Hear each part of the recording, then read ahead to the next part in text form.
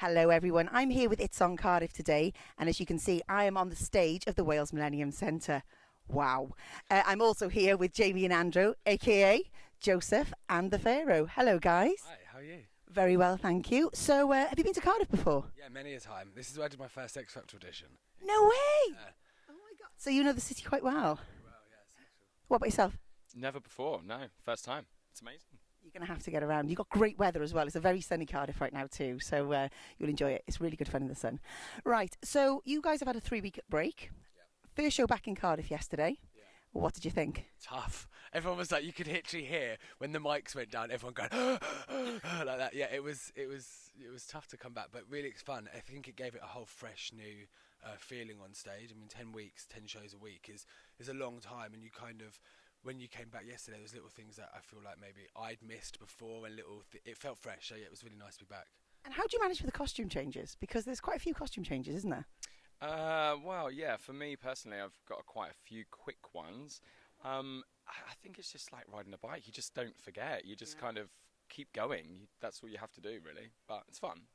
Okay, so I came in completely blind yesterday. I'd never seen Joseph whatsoever, and I'd only ever heard, probably like when the revival happened in the late 90s, about sort of Joseph and his technical. Okay, fine, lovely. I walked in and went, wow, explain to me a little bit about Joseph and the story. So the story is basically I am one of 11 brothers. No, 12 brothers. I've got 11 brothers. Glad I know the show. I am one of 12 brothers, and I am the favourite son by my dad, and I've got my head in the clouds and I can predict dreams, and I'm a bit out there compared to the rest of my brothers, and they get really jealous, so they send me off into the wilderness, into the desert, sell me as a slave, and I won't ruin it too much, but it's how I go from that depths and being literally broken at the bottom of my life to succeeding and people accepting me for who I am, and my gifts making me ultimately the Prince of Egypt. So yeah, it's a rags to riches story, but as camp as Christmas. So we've already mentioned you're the Pharaoh. Do you want to explain a bit about what you do? So basically, I am the king of Egypt.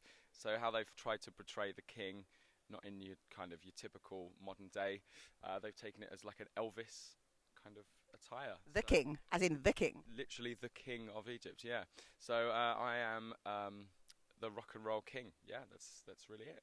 And to be honest with you, that kind of sums up the musical as a whole, doesn't it? Because it's got lots of twists and turns and showmanship which you wouldn't expect. So there's different kind of songs with different themes, different countries.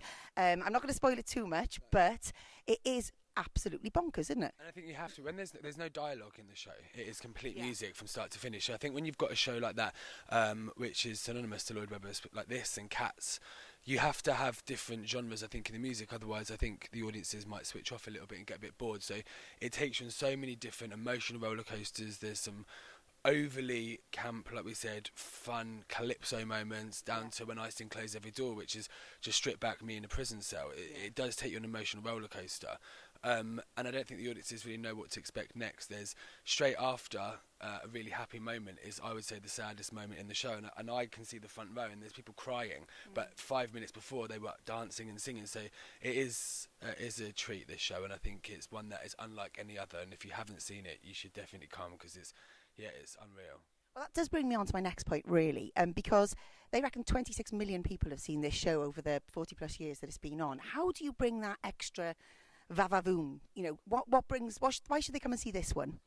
I think we've tried to keep it as true to what people love, but also try and change it up a little bit. I think you've got your moments like Pharaoh, which have been in it, the Elvis thing, but Andrew does a beautiful job of making it his own, and especially with Trina, who's our narrator, she has a way of making it completely different to other ones that have been. So every time people that come are Joseph fans, they come to every time it's on, and they always say, this is a different one, this feels like a different show.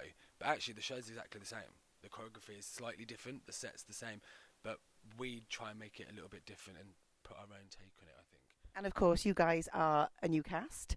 You guys have come in to do this one specifically. Give us a bit of background on how you actually got into it, because your backgrounds are very different, and you guys now are all on stage together. How did you get into it? Well, just, I mean, I don't want to give anything away of my age, but many moons ago, just this college, musical theatre. I just fell in love with musicals, really.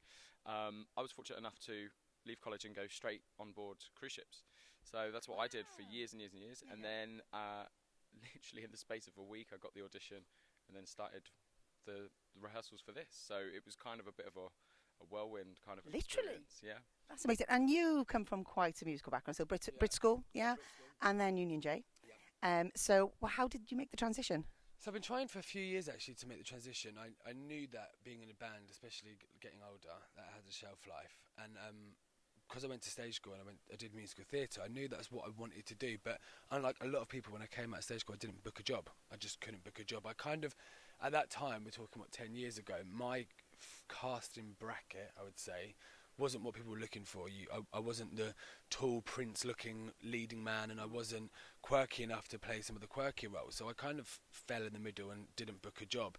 So then, about 3 or 4 years ago, I thought, I want to start acting again. I want to pick it back up. So I started doing lessons again and started doing like off West End fringe stuff. Like if I was in America, it would be off Broadway, just small bits here and there.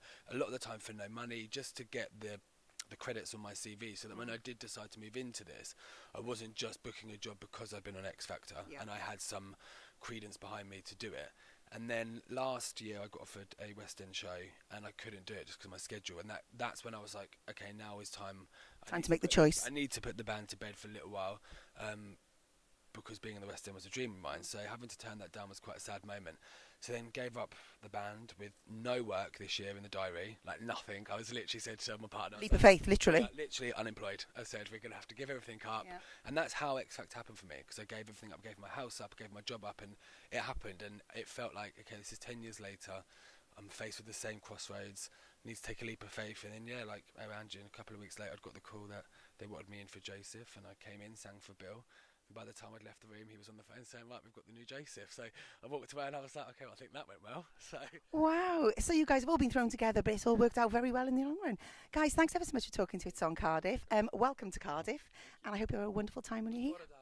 What a dog means good morning. Good morning. Yeah, good morning. Pronounced. I heard that this morning when I was walking through town. I need to find out what that means. Nostar means good night. So when you finish on stage, you can say Nostar. Nostar, okay. Nostar.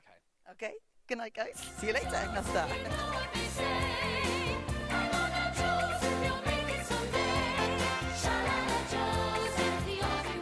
Closed my eyes